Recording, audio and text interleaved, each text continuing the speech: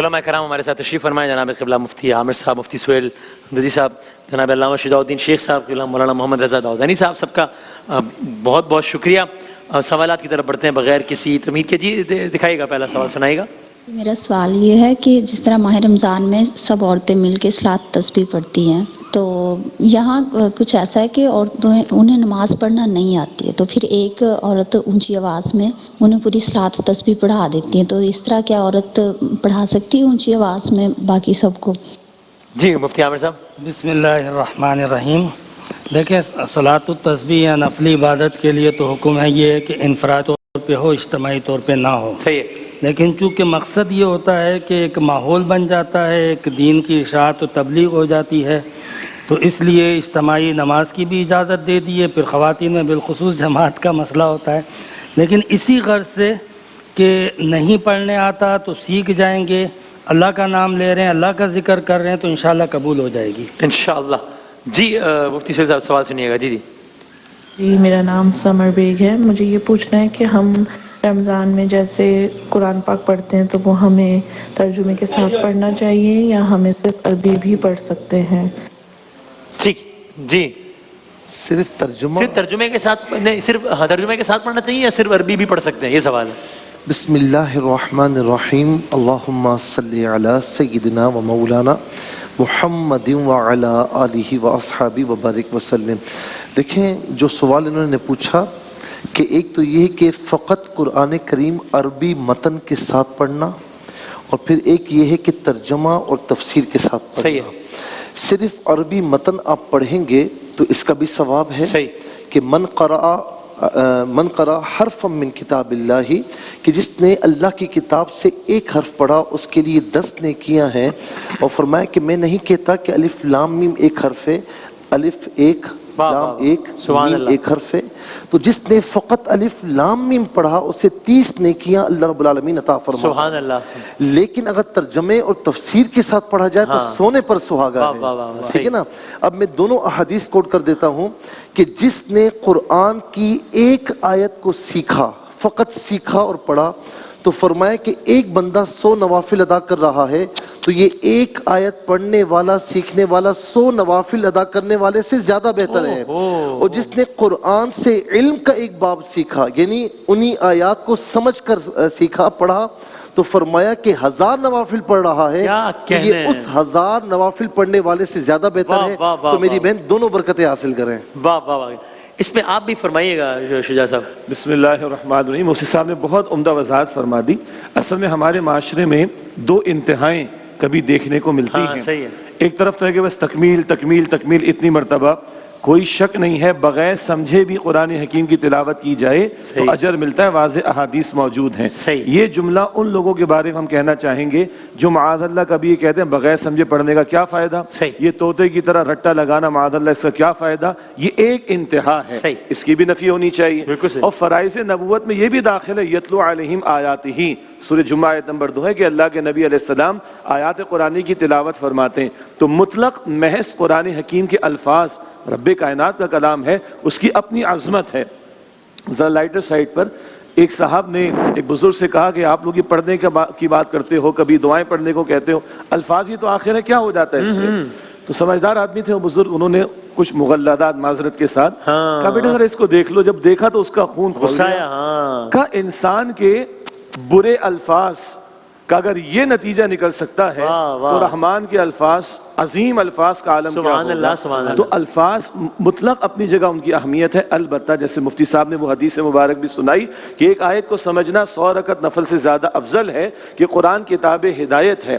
Primarily اس کا تعارف آتا ہے ہدی للناس، ہدی للمتقین، یہدی للتی ہی اقوم، انسانوں کے لیے ہدایت، متقین کے لیے ہدایت، سیدھے راستے کی رہنمائی کرنے والا۔ تو کیا ہی اچھا ہو جو مفتی صاحب کی بات کو میں سیکنڈ کروں کہ نور علی نور والی بات ہے، تلاوت کا بھی اہتمام ہو اور قرآن کے فہم کے لیے ترجمہ تشریح اس کی طرف بھی ہم قدم آگے بڑھائیں۔ ماہ رمضان تو رخصت ہو جائے گا مگر اس کا تحفہ قرآن ہمارے پاس رہے گا۔ اللہ پوری زندگی اس قرآن کو ہمیں ہمارا واقعتاً ساتھی بنانے کی توفیق عطا فرمائے۔ سبحان اللہ۔ داؤدانی صاحب میں نے اس میں دیکھا ہے باقاعدہ لوگوں کو وہ جب ترجمے سے پڑھنا شروع کرتے ہیں تو باقاعدہ کہتے ہیں کہ یار یہ سنا تو پہلے بھی تھا لیکن یہ نہیں معلوم تھا کہ اچھا قرآن میں ہے، چونکہ ظاہر اس سے بڑی سند تو پھر کیا ہوگی، قرآن میں بات آ گئی تو بات ہی ختم ہو گئی.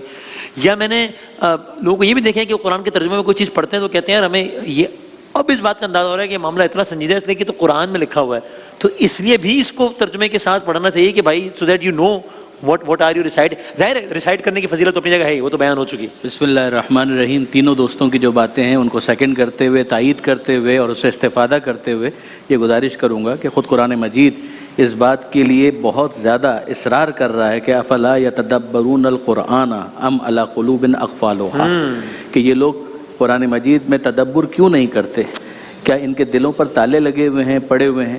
یعنی آپ خود اندازہ کیجئے قرآن مجید نے اس بات کا مرثیہ پڑھا ہے کہ یہ سمجھنے والی کتاب ہے، یہ اس قابل ہے اور اس قابل ہے کہ ہدایت کر سکتی ہے، پھر اسے ہدایت نہ لینا یقیناً بہت بڑی بے توفیقی ہے. انسان کو اپنے آپ کو اس سعادت سے قطعاً محروم نہیں کرنا چاہیے، ماہ رمضان میں تو خاص طور پر. اور میں اس سے پہلے مفتی احمد صاحب جی آپ فرمائیے. ایک بات میں مزید آگے بڑھ کے کہوں کیونکہ ابتدائی بات ہو چکی تھی. جی ایک یہ بھی کہتے ہیں کہ ترجمہ خود سے نہیں پڑھنا چاہیے کیونکہ کسی عالم کے بغیر پڑھ لو گے تو آپ گمراہ ہو جاؤ گے وغیرہ وغیرہ.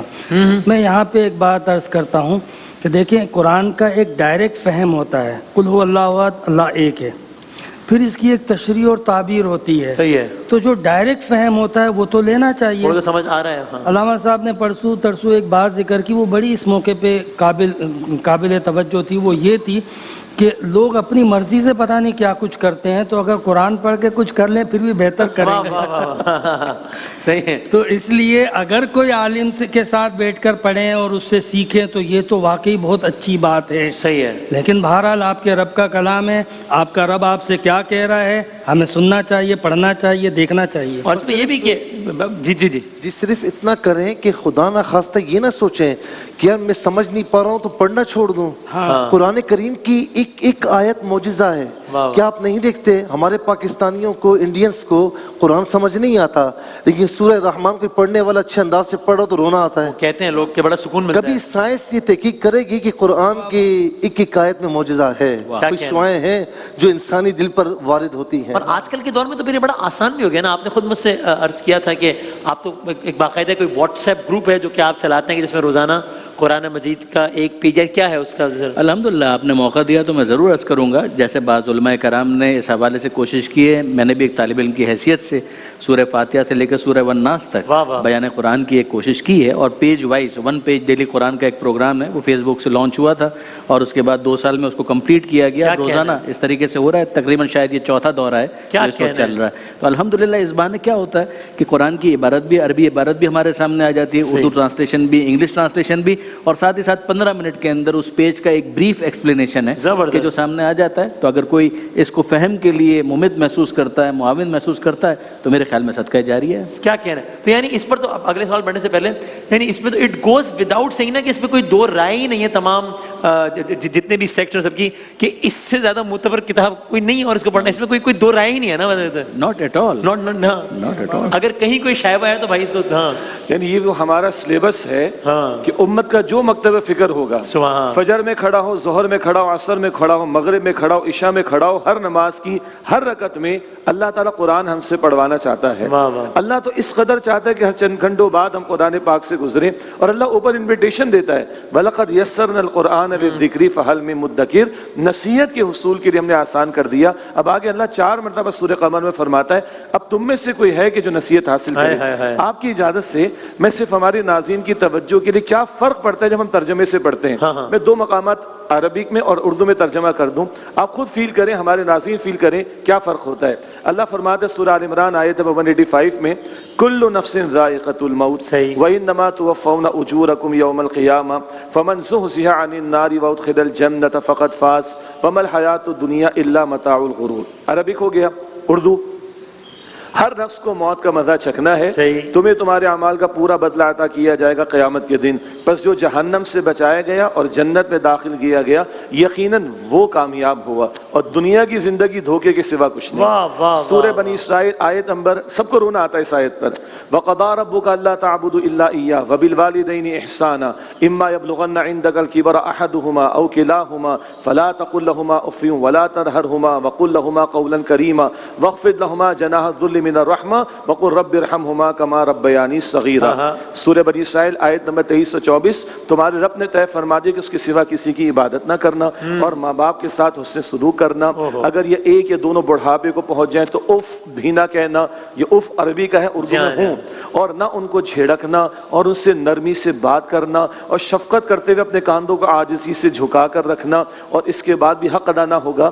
اے رب تو ہی ان دونوں ماں باپ پر میرے رحم فرما، جیسا کہ میں چھوٹا تھا تو شفقت کے ساتھ انہوں نے میری پرورش کی تھی. اب یہ سمجھ میں خدا کی قسم مجھے اور آپ کو آئے اور رات میں نے ماں کے ساتھ سینہ تان کر بات کی ہو، خدا نہ خواستہ، اور اس کا ترجمہ مجھے سمجھ میں آتا ہے، ہو نہیں سکتا کہ میں جا کے معافی مانگوں. کیا کہنا ہے، واہ واہ واہ، سبحان اللہ سبحان اللہ. ٹھیک، زبردست. آگے بڑھتے ہیں، کیا کہنا ہے، زبردست. اگلے ایک دو سوالات اور لے لیتے ہیں، ایک راؤنڈ اور کر لیتے ہیں. جی سنائیے گا، مفتی عامر صاحب سوال سنیے گا پلیز. وسیم بھائی، میرا سوال یہ ہے کہ اگر کوئی بندہ کسی پریشانی کے عالم میں سادہ سارے نوافل مان لے، جیسے کہ یہ میرا مسئلہ حل ہو جائے تو میں 10,000 نفل ادا کروں گی، تو ان کا کیا ہوگا؟ یہ ادا کرنے ضروری ہوں گے؟ اگر ضروری ہوں گے تو پھر ان کی کوئی ٹائمنگ کی پابندی بھی ہوگی کہ کس ٹائم پہ کیا جائے؟ یا جیسے آج کل رمضان ہے، انسان رات کو جاگ رہا ہوتا ہے تو رات کو بھی انسان پڑھ سکتا ہے، جب پڑھنا چاہے پڑھ سکتا ہے. اور اگر ساتھ کوئی خوشی سے پڑھنا چاہے تو کوئی اور بھی پڑھ سکتا ہے، یہ بندہ اکیلے ہی پڑھے.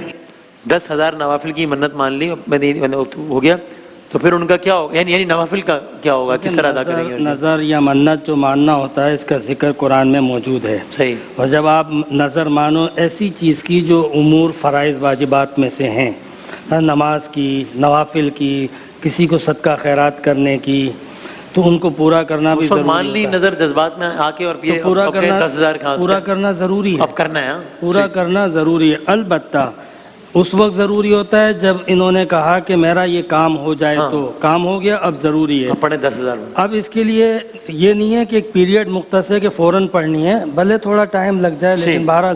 البتہ میں یہ عرض کروں گا کہ دیکھو اتنی ساری جو ہے نا بڑی بڑی منتیں نہ مانو جو آپ کی طاقت سے باہر ہو. آپ کو بعد میں اللہ تبارک و تعالیٰ خود وہ اپنی بندگی کا جب حکم دیتا ہے تو آپ کی طاقت سے باہر نہیں دیتا.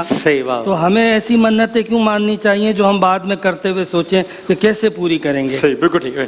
اب میں ذرا وقت کم ہے تو میں سوال یہی ویسے پڑھ دیتا ہوں. وہ کہہ رہے ہیں کیا بغیر کسی ذاتی تعلق کے کسی شخص کی طرف سے عمرہ ادا کیا جا سکتا ہے؟ ذاتی تعلق نہیں. جی دیکھیں، عمرہ جو ہے جب آپ ادا کرتے ہیں کسی کی طرف سے تو یہ ادا کیا جا سکتا ہے. اور یہ بھی کر سکتے ہیں کہ ادا کرنے کے بعد سب کو ایسا ثواب کر دیں. اور میں سمجھتا ہوں کہ کسی سے کوئی تعلق نہیں ہے اور اس کے باوجود اس کی طرف سے عمرہ کیا جائے تو ماشاءاللہ یہ تو ایمان کی اعلیٰ علامات میں سے ایک علامت ہے. بہتر یہ ہوتا ہے کہ عمرہ کرنے کے بعد آپ سارے مسلمانوں کو لے لیجئے اور سب کو ایصال ثواب کر دیجئے.